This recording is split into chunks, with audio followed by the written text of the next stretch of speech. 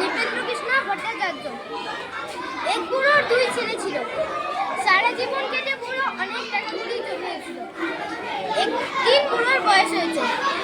সে ভেবেছিল দুই ছেলের মধ্যে যে ছেলে সবচেয়ে বেশি উপযুক্ত হয়েছে তাকেই আমার সমস্ত সম্পত্তির ভাগ দেব। এই ভেবে বুড়ো দুই ছেলেকে ডাক দিয়ে বলল, শোনো দু ভাই, তোমাদের দুজনকে একটি করে দুটি পয়সা দিচ্ছি।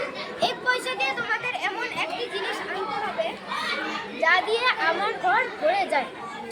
দু ভাই এক পয়সা নিয়ে তো বাজারে বেরোলো। কিছুক্ষণ পর বড় ছেলে এক পয়সার ঘর কিনে এনে ঘরে বিছাতে লাগলো। কিন্তু এক পয়সার পরে সমস্ত ঘর ভরা গেল না।